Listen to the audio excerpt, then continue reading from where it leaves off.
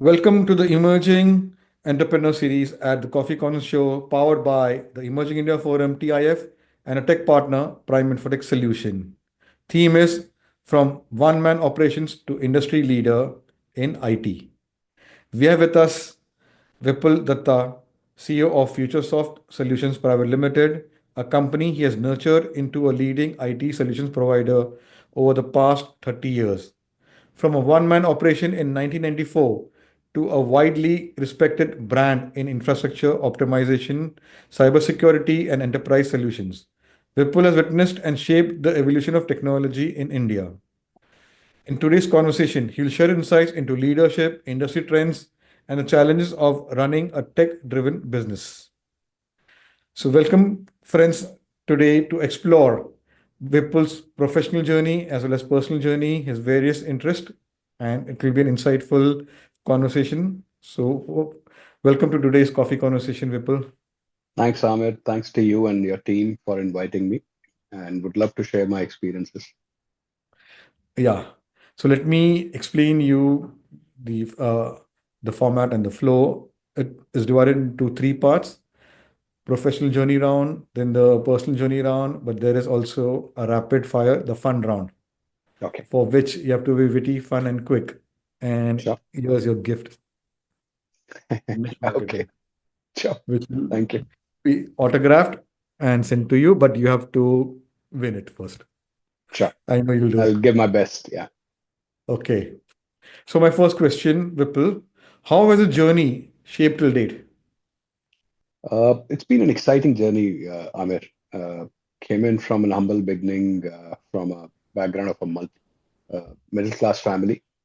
Uh, Started the work as a sales executive and eventually got the opportunity to get into the tech as well as on the finance side since I came from a BCom background, very background, and I took up the challenge. And since then, ran the company for about 13 months on my own. I used to sell the software and hardware first, then used to go and do the delivery and implementation of the hardware and software as well, and then come back in the evening, fill in the vouchers, prepare the ledgers, and complete the financial accounting for the company as well.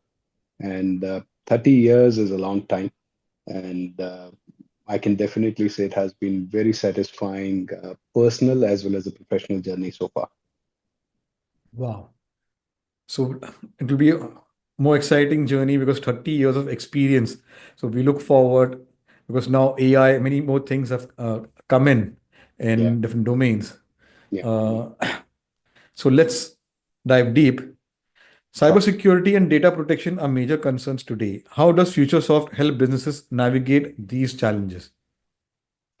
Okay, so we basically try and understand what is the objective for our client. Is it a compliance to a certain standard owing to their business obligations?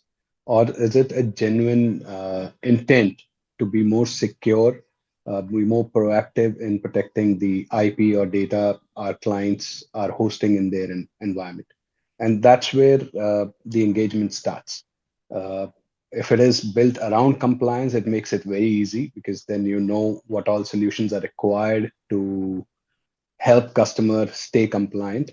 But many of our large customers are proactive, and that's where the engagement remains very, very uh, penetrative, if I can use that word. We stay engaged with customers, keep track of what the current IT infrastructure they have, what the data sets they have, and where the vulnerabilities are, and keep suggesting them how do they take care of those vulnerabilities. Uh, this is an ever evolving area. Nobody can be 100% certain that they are 100% secure. But so long as you're able to have a framework which protects you against the known threats, I think that's a job well done. And then data protection is one. Availability of data or storing data is another aspect. So having a DR practice in place, making sure the data is available uh, in an event of, uh, let's say, a security attack or a threat. How quickly can we bring the business back? And that's where the DR practice comes into play. So data security and data lifecycle management is what we think is the right way to look at for customers. And many of our large enterprises are uh, very considerate when it comes to investing in data lifecycle management. Wow. So my next question will be, now everyone is talking about AI. With Yeah. AI and automation becoming increasingly prominent, how do you see their role in IT infrastructure and managed services? See, two things. When you look at infrastructure per se, you would be needing more IT infrastructure because you'll be generating more data. The more data sets would be saved, and you'll be doing a lot of analytics on top of that data set. So the IT infrastructure requirement would grow. The choice customer would have is to keep it on-prem or move it onto a cloud or keep it in a hybrid environment. So from an infrastructure standpoint, I think the industry is going to grow. On the application side and the manpower involved, as the processes mature and AI is able to take care of the repeat work, which is where the human intervention would get reduced over a period of time. But I'm a firm believer more and more human intervention would be needed for the newer jobs which needs to be cultivated, built over and above the AI framework once it's begin to take shape on the framework of the organization. These are early days. There's a lot of speculation, but as the use cases are coming through, we are seeing AI is taking over definitely the repeated nature of the work, but it's throwing back a data at a much faster rate. And the people who are in the decision making process or responsibility of decision making for the organization, I think they are able to take those decisions faster, better, and more informed. So it's going to help the businesses become more nimble faster. And I think we're still about 12 months away for a large scale adoption of AI in an IT framework, if I was to say. Wow. Yes, I've been having conversation with different coffee speakers. I'm saying, okay, AI is an enabler, Yeah, a disruptor also, but human intervention is required at every absolutely. levels for the proof checking, for validation, and all those things. But there was a recent article posted on LinkedIn, which is very humorous one. Bangalore IT, a tribunal, based on the argument and everything presented by AI research, they passed a judgment, and later on they came to know that it was something was missing, and they had to reverse this. Yeah. So these are all the challenges AI will be coming up, and uh, yes, we have to empower everyone, not only legal, technology, everywhere, okay, how to validate. So as you said, more Yes. people will be required. Yeah. Yeah, more jobs will be created because of this validation part. Validation, conceptualization, because let's face it, what AI is giving us is what we have taught it. One way or the other, the data we have published as humans is what AI is giving us back as a response. So it can never be 100% correct, and there will always be a potential for an individual to contribute, aligning it to the primary objective of the task at hand. Wow. Okay, let's go to your journey at Futuresoft. Okay. What are the different products and solutions Futuresoft is offering? So, okay, so we do pretty much everything. What we do today is we put ourselves into two buckets. One is pure play managed services, wherein we are taking responsibility of running the IT operations for our customers. So it could be built around core business applications, the total IT infrastructure, could be endpoint computing related functionality, or managing the entire IT framework, which includes the IT infra applications, cloud, on-prem, and so on and so forth. The second bucket is we call it as a solution-led framework. Out there, we're working on predominantly three problem solving. So one is endpoint enablement. Post COVID, whether it is for corporate or for government, being able to have the end user or the service consumer uh, connected securely, being able to access the service or the application based on which segment they belong to. So secure access to IT is one aspect of endpoint computing. Connectivity is second aspect. The third aspect is a process automation. So this is the work we're doing a lot in the government vertical. Government has undertaken a lot of different initiatives for automating the existing way of doing things, which is manual in many ways and has multiple layers in which a physical movement of file takes place. And so, with the use of technology, we're able to automate the entire process and being able to enable the government or the department in this case have more relevant fact check data available to them, uh, built around a workflow based on their existing ecosystem and doing things faster. Citizen service charter is an area wherein process automation is taking place at every state and union territory, and we are engaged with many of them in helping them achieve this. The third is we do a lot of modernization project, both in corporate as well as in the government sector, wherein the erstwhile services which are being rendered, let's say I'll take an example from government to the consumer, that is undertaking a lot of modernization. So discom modernization is one area wherein smart meters are being rolled out. So the concept really is to convert the postpaid model to a prepaid model and save in the revenue leakages as well as availability of service and consumption of electricity to the consumer in a more transparent manner.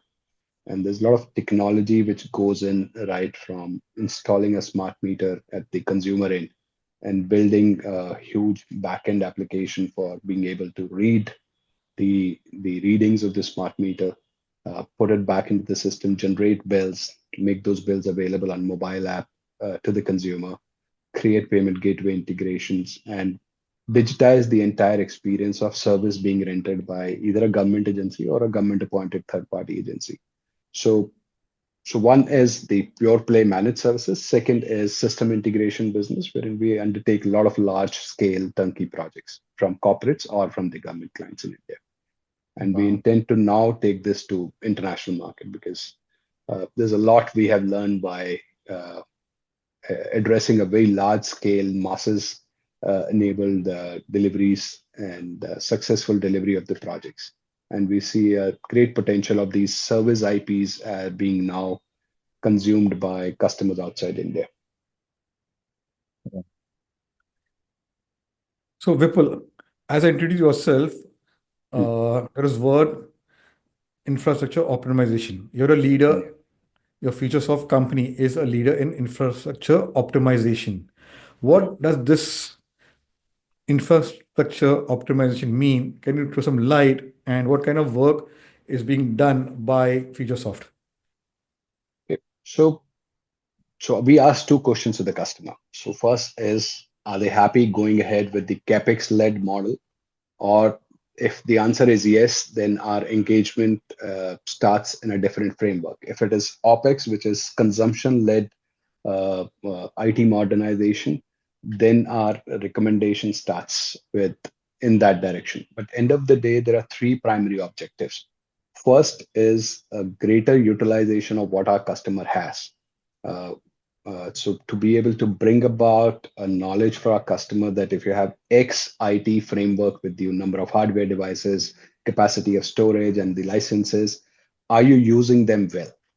Have you consumed them well? So that's where the ROI gets driven. So that's one direction engagement journey which starts. Second, we enable and educate our customers of something called a primary infrastructure and a secondary infrastructure.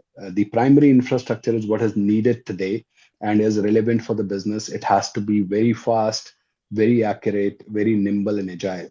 However, the secondary infrastructure is not being used on a regular basis. So that's where the non-relevant data, which is not being accessed on a regular basis can be moved on to that infrastructure.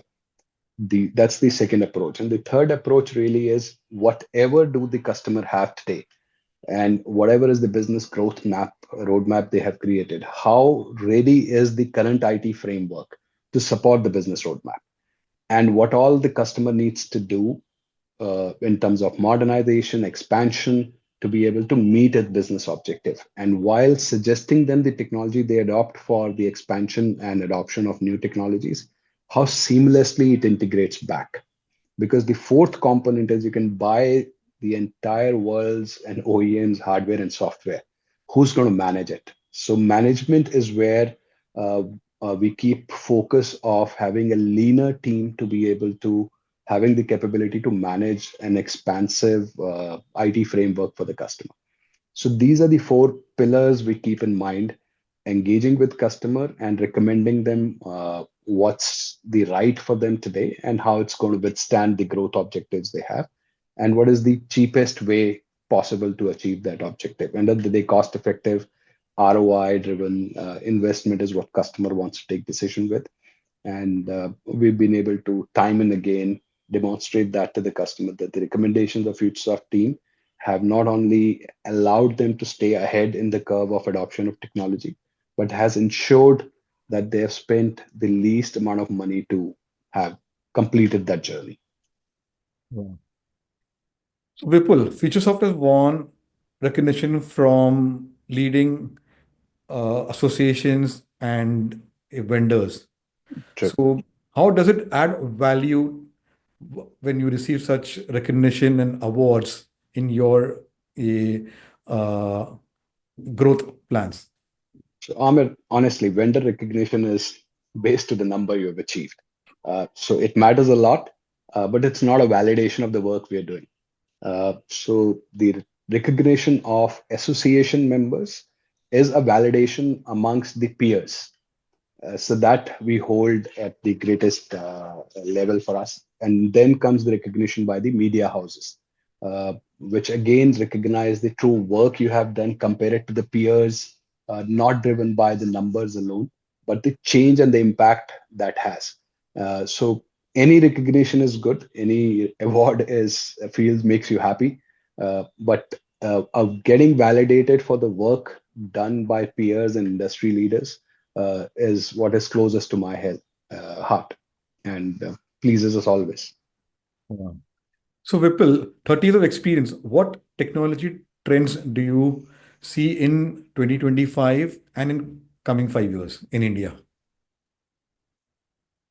Okay, so three things are going to change. Uh, One, we are going to be more and more integrating. Our data is going to be more out there. So securing our data is going to be very, very critical. Uh, then availability of this data is going to be equally crucial because how well is this data being consumed or used for further validation is equally important. And third is how do you optimize your cost of exponential growth, especially in the data capacity building. Cloud or hybrid cloud as a concept is an area wherein I see there's a lot of work to be done. And if I can add a fourth is analytics, wherein once the data is being built, you need to make sense out of that data based on the business objectives you may have. So these four things are going to be key, and we are highly focused on these four areas, at least for next 2 to 3 years to come. Wow, beautiful. So, Vipul, let's go down memory lanes when you started the company Futuresoft Solutions. So, Yeah. what is the story behind naming of Futuresoft Solutions? And what's the secret to building a successful IT company? Okay, so the company was there when I joined in. I was a Ah. 19-year-old boy, and this company was already doing an application development work. They wanted to join the bandwagon of selling hardware and software. So that's where I joined in as a 19th or a 20th employee at that time in the company. And in 94 is when I joined the company. For about 6 months, we were four or five of us. And after a completion of 6 months, I was the only one left alone. So I went back to my promoter and said, you give me 3 months. If I can make it profitable, uh, then we continue. Else, I'll find a new job and you get to decide whether you want to continue with your sales operation or not. Because the application development work was coming from a couple of captive accounts, and we were very happy doing that work with them. So my job was to scout for new logos, build new clientele, and sell them hardware and software. So that was the start of Futuresoft. In a way, we call it a business development group. God has been really kind. I struck some good chord with few customers who liked my approach, or probably that's what they tell me. They found me very open and transparent, and they gave us business, and that's how we started the journey, separating the business development government, creating a new company called Futuresoft Solutions Private Limited, and that's how this company was formed. I joined in as a director those days, and it has been an exciting journey. I have a lot of stories to share, but the one which stayed close to me, and I still share it even with my daughters as well, that one day I was attending to a client's requirement. They had an audit by a third-party agency for license compliance the next day in their premise by a third-party auditor. And those days, the software licenses never used to come on a paperwork. They used to come in a cardboard boxes and used to stack those boxes and had to deliver it to them. It happened to be a Saturday and or maybe Saturday evening or Sunday morning. I don't recollect the day. I couldn't arrange the delivery executive for us. So I carried on the entire stock on my bike and went on to deliver the licenses myself. Had an accident on the way, and I had a fractures in my no, I had a fracture in one finger, and I tore open another finger. I got it to a doctor attended. He said it's not a fracture, so you just have to get stitches in your fingers and take a rest. So I got attended by a doctor. He freed me around 5:36, and those days we didn't even have a mobile. It was very expensive. So Yeah. I called my client. So he said, "I understand your problem. You've had an accident, but I have an auditor coming in. It's a third-party auditor of our client, and I need to make sure I have the adequate licenses in my office when they reach here." So I said, "Sure, sir. I'll come over and deliver." So I started the delivery journey again. I reached my client's office and delivered the products to them. This is when I was probably 20 plus, 20 years, 3 months or 6 months probably. Uh, but in response, what I earned from the CEO of that company is that uh, we stayed in touch till today. He's retired though, but happens to be one of the industry peers I look up to. Have learned a lot from him and build a one-on-one relationship. So what it taught me is keeping customer first is the crucial to any business success. And along the way, I realized customer and employee both have to come first. So if I can take care of my team, uh, if I can understand them and align with them, they will help me take care of our customers well and the needs. So it has been an exciting journey. Have been blessed with uh, on this journey with number of people who've joined the team, and I call it family Futuresoft. So we have a very strong family at Futuresoft today. Nearly about 30 odd people who've completed more than a decade and a half with the company. I used to be the youngest when I joined the company. Now I am the oldest. So happy to have so many uh, friends and family members who are growing old together at Futuresoft. Wow. That's beautiful. That was a memorable moment, a defining moment. Uh, so now, my two, three questions Please. you're leading me on. What are the key elements for building a lasting, successful IT company? Ah, okay. So the way we have built our company, I can give you an answer to that. So there's a lot happening around you. You don't need to get in awe of it. Understand what you're good at. identify the problems you're solving and keep solving them. Don't try to solve everything. So that's the first thing. You have to identify what you're trying to solve as a problem for your customer. Second, uh, hire a talent which is needed to be able to solve that problem. And third, uh, stay away from the bad decisions. Bad decisions generally come your way when uh, you're under pressure for achieving numbers. You're under pressure for an OEM or anybody. It could be anybody for meeting your own targets because you had to get your variables, you had to get your incentives on time. Uh, so long as you know what you're doing and you've got a team to do it, and you're not taking shortcuts towards your goals, I think you've got the basics in place, a very strong foundation in place on which you can build. And then word of mouth is one strategy which never fails. So ensure your customer references speak for itself and use them as your ambassadors. So never shy away from creating an opening of interaction between a new customer you're trying to acquire and have him interact with your existing customer. That helps build a confidence, uh, build bridge the gaps in terms of acquiring the confidence of your customer faster. So this is what we do at Futuresoft.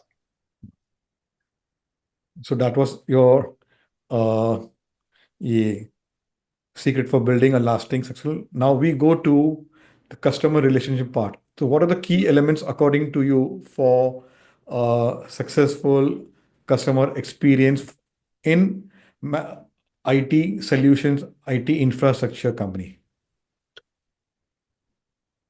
Okay, so I'll share our experience again. Uh, so we do a lot of so everything we do has a contract built around it. There is a process which supersedes how we're going to engage the customer in terms of creating a scope of work, defining a methodology of how we're going to deliver.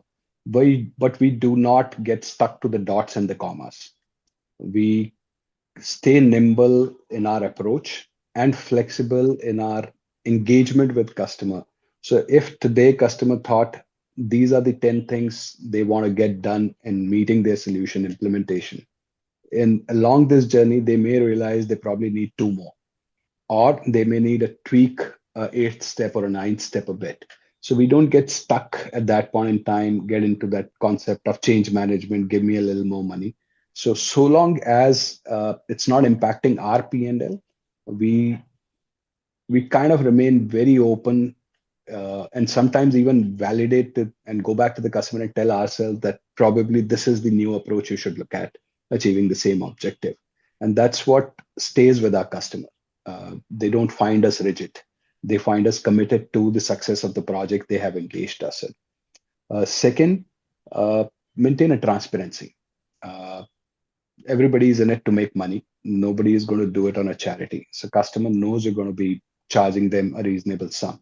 But so long as that transparency exists, uh, there is an accountability which the customer executive has towards his process, his businesses.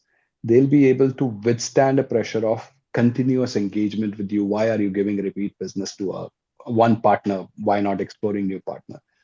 Because that transparency, accountable engagement build the confidence within the process beyond individual that you have done well and you have delivered at an optimal cost possible on a given day when the cost was being sourced from various partners in the market.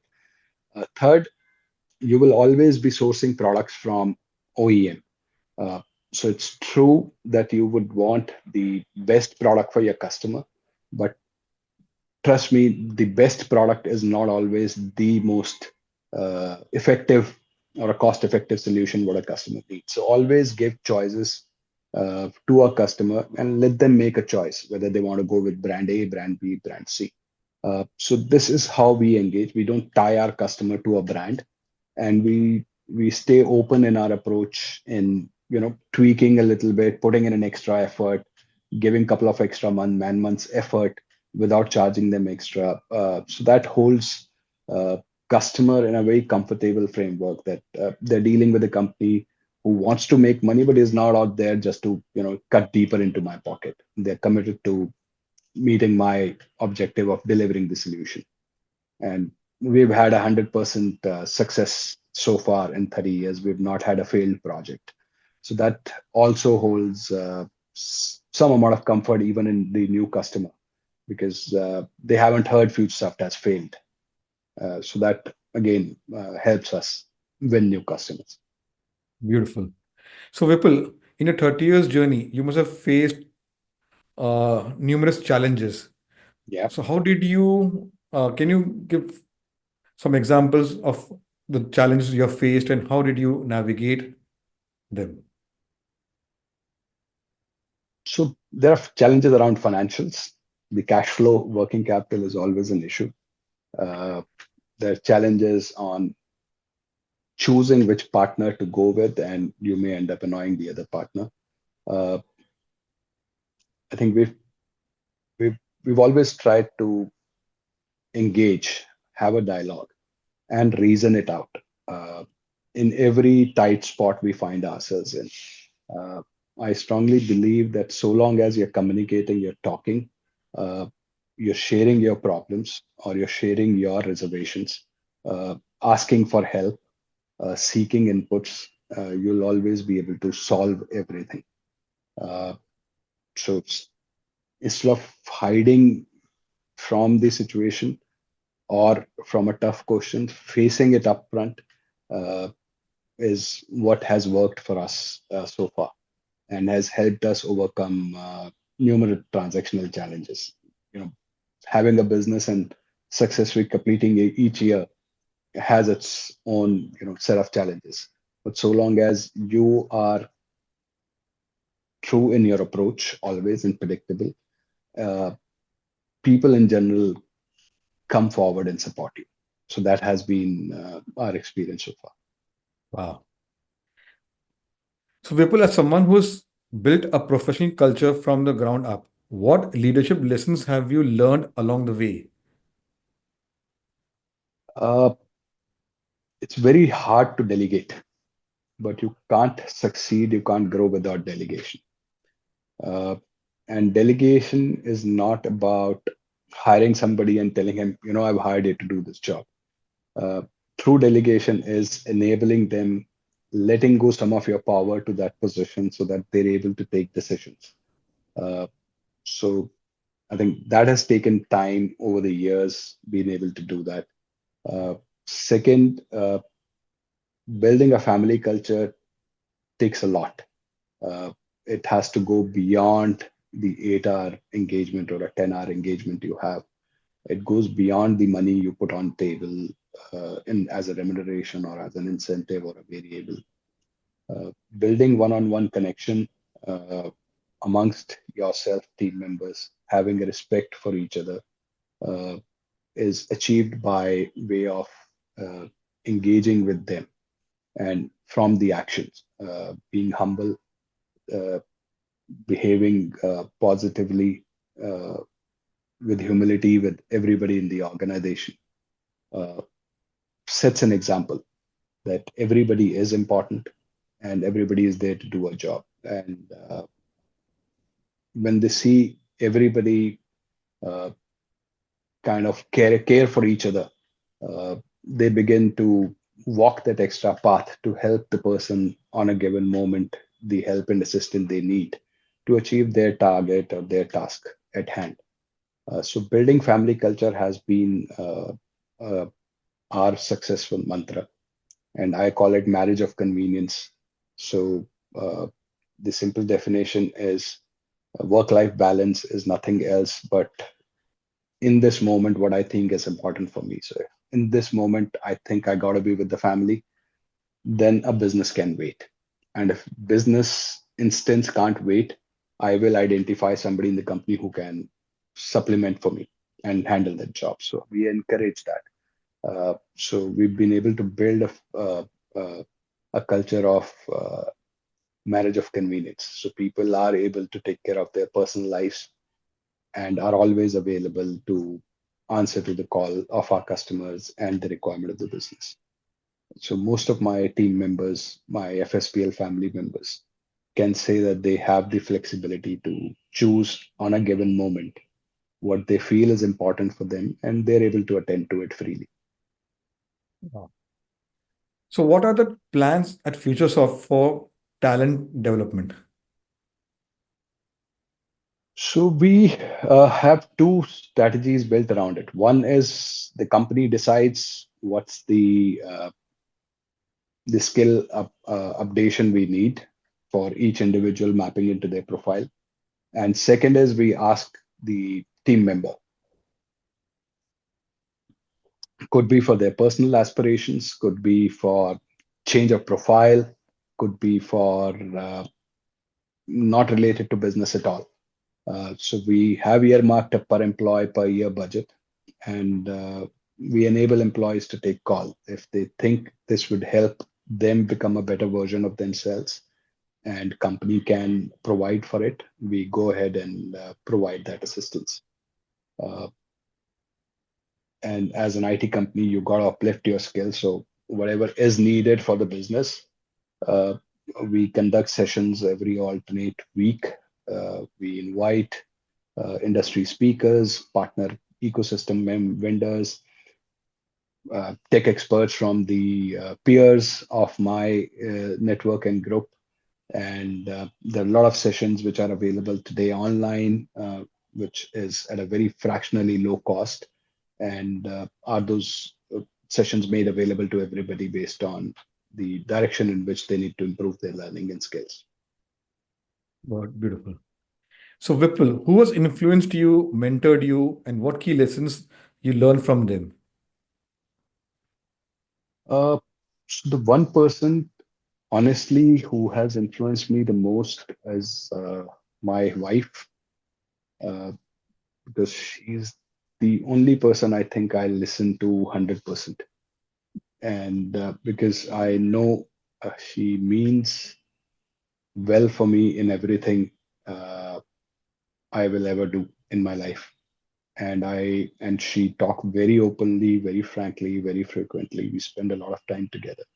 So she knows all the problems or the troubles or the challenges I'm faced with.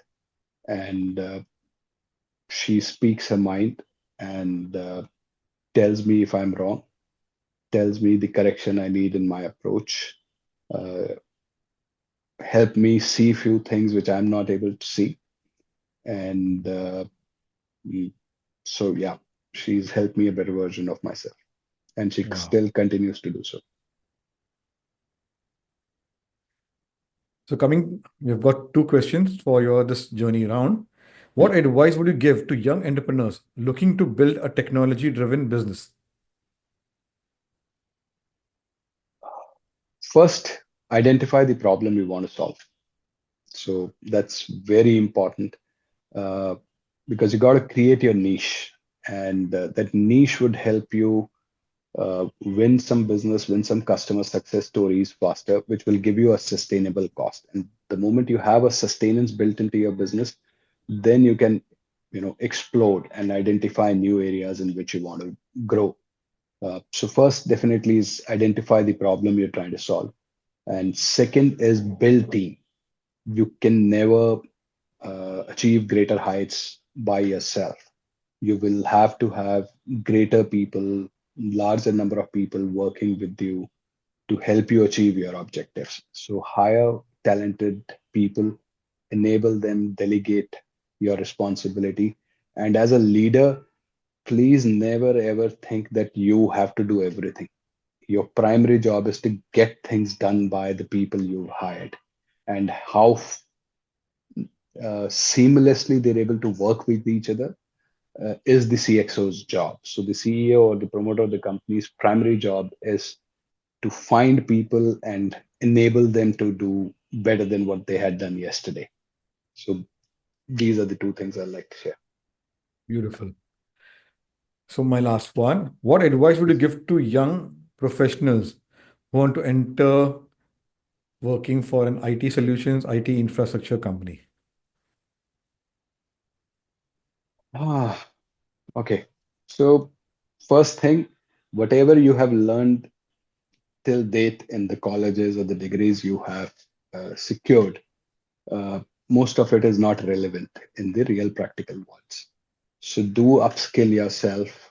Uh, that's one. Second, if you want to be a successful professional in the field of IT, please never stop learning. If you think you do not have in you to keep learning, keep evolving, then IT is not the industry for you. So answer these two questions to yourself. Are you continually ready to learn, upskill yourself, and keep growing in your ability to do your job? Then IT will be the best industry to be in because every aspect of life is going to be touched by technology and security, infrastructure, analytics, AI is the future. And you have a great opportunity because there aren't too many certified professionals available to build applications on top of or practices or use cases on top of AI. So if you can learn faster, understand how your skills can be upgraded to be an AI professional, for an example, or a cybersecurity professional, you will definitely have an edge over even a 10-year-old experienced guy. Because if he has or she has not upskilled themselves, you'll be able to overtake them in probably 18 to 24 months. So these are exciting times. I am an optimist. I strongly believe you should come and join this industry. Uh, IT contributes the highest percentage of dollar revenue to Indian economy. So salaries are good, perks are good. You're working with professional, and it's an ever-growing industry. Come be part of it, but just understand that you'll have to keep learning. So stay at it, please. Wow. So let's go to the next round and understand Vipul as a person. Tell us Yeah. about your family and your formative years. Uh, okay, so I'll start from my formative years. I was born into a middle-class family. My dad was a government servant. My mother was again a government servant. She was a teacher. My dad was in civil services, and I had a younger brother. We studied in a government school in so born brought up in Delhi. Had my education from Delhi. Uh, when we completed our 12th, or rather when we gave the exams of our 12th, one of my group's boy went ahead and joined Taj Hotel as a steward, and he was given a stipend of 600 rupee. So that kind of excited me that one of us is earning 600 rupee a month way back in 1993. And that's when I decided I would not go to a regular college. So I also jumped into the bandwagon of doing jobs and joined Futuresoft and kept learning, did my graduation, did a couple of courses from National Institute of Sales for sales and marketing, and learned a lot from OEM peers, attended a lot of sessions to keep myself updated, both from technology as well as from a strategy standpoint. Uh, then I got married to Archana. I was 23, uh, and we're blessed with two daughters. My elder daughter is doing masters in UK from Nottingham University. Uh, my younger one is just started her undergrad from University of Lancaster. Uh, so that completes the family. I live in Noida. Very happy with what life has given me. I strongly believe God has been very, very kind to me and to my family. And I am very content with what uh, life has given to me so Wow. far. Beautiful. So, Vipul, how do you unwind after a hectic day at work? Uh, okay, so my unwinding happens actually in the morning. So, Wow. so I spend 2.5 hours every day in a gym, 6 days a week. And that is my me time, and that helps me recharge and be ready to take on the challenge for the rest of the 12, 13, 14 hours active I'll spend. Uh, and I generally work 9 to 6, 6:30. So before 9, after 6:30, I can only be reached out if something can't wait.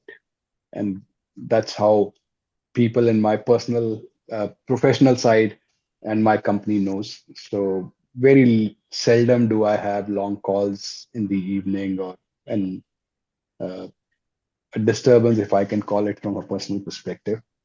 But yeah, 9 to 6:30 is I'm pretty much in the mercy of my team. So they own my calendar. So they decide where they need me, when they need me, and for what they need me. I just take review calls once 1 hour a morning. That's it. And after that, I'm at the mercy of my team. So they'll decide how my day has to go. So how does the weekend look for Vipul?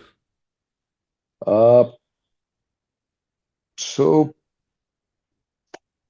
out of the 2 weekends, either on Saturday and Sunday, depending on the mood of my wife, one of the days will definitely go for a long drive for going to nearby cities and trying the local cuisine there. So that kind of takes away 4 to 6 hours journey.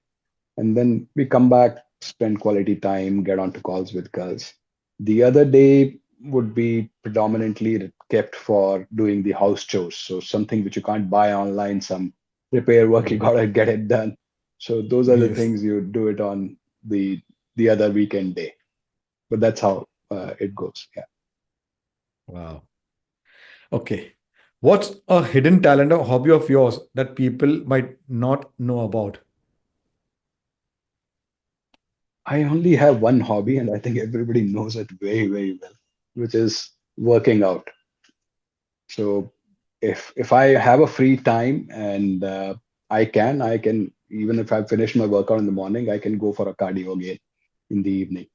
Or if I've got a long call, people know that I'll prefer taking calls while I'm walking or driving. Uh, so other than gym, I love driving. So yeah, I I sometime alone can go on for a 400 kilometers, 500 kilometers drive in a single day. Yeah, so I love to do that. But most of Wow. my friends and the people who work with me, they know it well that this is what I like to do. So how do your family and friends describe you outside of your work? I think I really don't know. I've never asked this question to them, but I think they can say two or three things for me. I am available to them. Wow. I can be depended on, and I have been very respectful to the relationship we share. Wow. I'll be Beautiful. very happy if they say this thing to for me. I never asked. Okay. What's one book, movie, or show that has inspired you in your professional journey? The movie which has given me the maximum impact is Three Idiots. Uh, so it kind of resonated the fact that think out of the box. Every answer should not be the way it was given last time for the same problem. Uh, so Three Idiot has had a very lasting impact on me. Wow. So, Vipul, suppose you're given 1 month for Yeah. vacation where you want to go and be away from the or yeah, how Futuresoft is doing or the challenges, all those things, away from the gadgets, and you have your time with your wife and you in Okay. that place. So it's along with the month, I'll need at least 70, 80 lakh rupees as well. It'll be a road trip from Delhi to London. Okay, So so you have that uh, dream to go. yes, the day I can spare that kind of money and can be given a 1 month off, I think I'll take that journey any day. I'll start tomorrow. Nice one. Okay. Uh, are you passionate about social cause and which one is it? Uh, so okay, so I've always believed that if God has given us more, then it has to be shared, and it has to be shared amongst the needy or on a given situation within the family. So it is the personal side of family, Futuresoft family, or the support staff who works with us at home. So taking care of their needs for healthcare, for the kids' education. Uh, so those are the things I strongly believe in, along with my wife and other senior members of our executive board in Futuresoft. And we do provide that assistance to all our family members or support staff who can provide for a better education, especially the education. So education of the kids is provided from K to 12 and even in graduation space as well to one and all. And we don't limit it saying that if you've got two kids, three kids, so we go on to support for all. And at a personal level at home as well. So the people who work with us at home, we provide for education and if there is an emergency healthcare support they need, or if there is a function happening. So it is people who we can feel touch, they need that support. So that's what we do. Other than that, in times of need to the society, whenever we've had any natural calamities or so at an individual level, organization level, number of associations I'm part of. So we then run special initiatives as a collective group and not just provide monetary support, but provide for physical assistance if we can, and provide manpower if we can amongst us to assist in that specific task. Beautiful, beautiful. So now, my last two questions will be reflective, googly ones. Hmm. What legacy would you like to leave behind? Never thought about it. Uh, but what I'm working on right now is to be able to provide a security of entire family member of Futuresoft. So we're working on a valuation journey of Futuresoft right now. So we want to build a valuation of the organization to a level wherein we're able to give back enough amount in access to whatever salaries we're giving, which ensures security of every family member of Futuresoft. And that's the goal I'm working for in next 3 to 5 year near term. From a legacy standpoint, I never really thought about it. There's nothing unique I'm doing. I'm just uh, working with the company trying to solve problems. So there's no innovation we're doing at this point in time. I'm getting a little curious because you've Hmm. built the baby Futuresoft. Yeah. What are your uh, ye plans for succession planning and other things? So at this point in time, we're looking for strategic alignments to grow and carry forward our learning outside India and serve customers in EU and Southeast Asia to start with, and then take that to the US market. We will take the organization public in next 2 to 3 years. That's our plan today. And we build a second level of a strong leadership who would be able to take over any responsibility as and when needed. And honestly, I'm just 50 right now. So I've got 10, 12 years of fight left in me as well. And as I said, I'm the oldest. So everybody else is younger than me. So we still have a decade and a half left amongst us to uh, think about, giving the reins to the next generation. So far from it, so not thought on those lines. But the roadmap for the organization is pretty clear to us, and that's the direction in which all the efforts are being made. That's beautiful.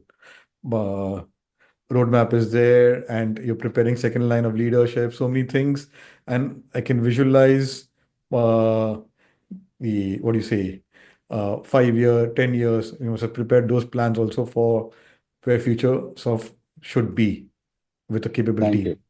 I appreciate your kind words, Amir. My last one, which will also be a googly Please. one, Yeah. describe Vipul in one line.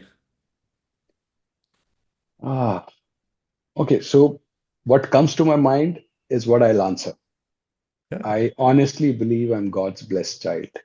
God has always been very, very kind to me, and Amen. I am thankful to Him. for whatever they have given me. And I am very content with what my life today.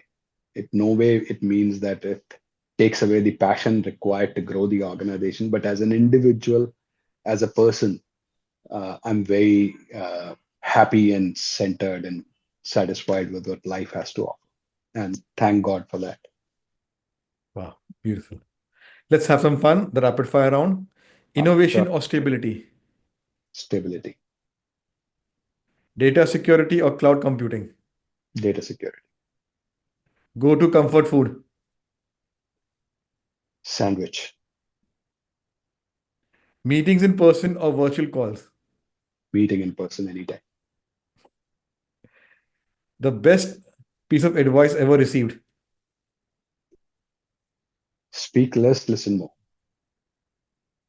One word to describe your leadership style. Inclusive, Your favorite color. blue. Your go to productivity hack. Okay.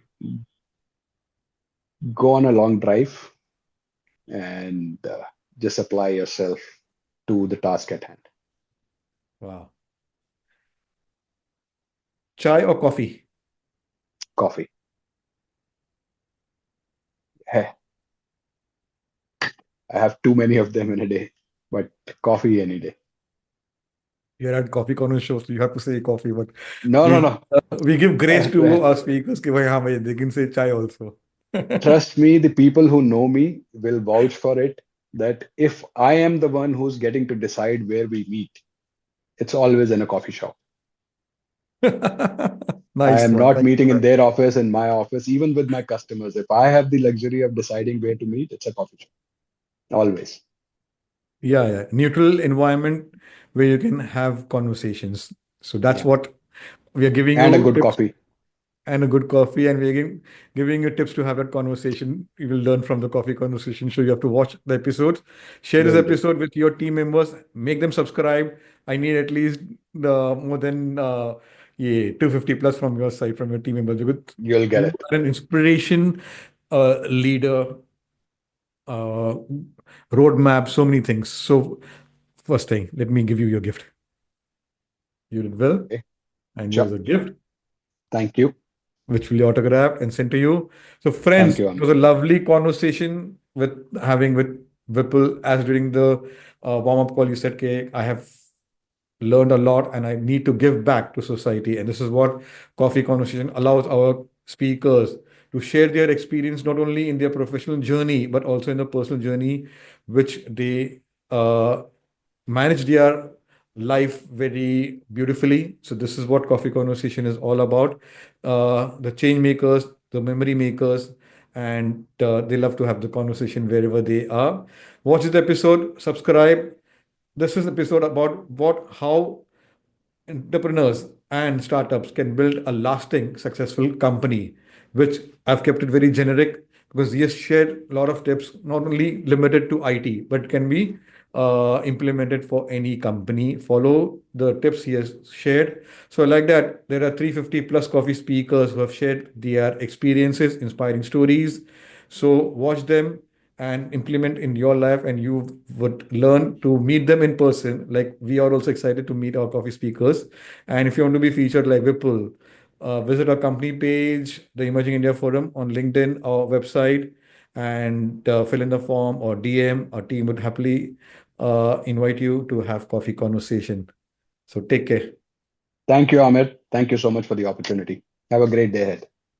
See you. Bye.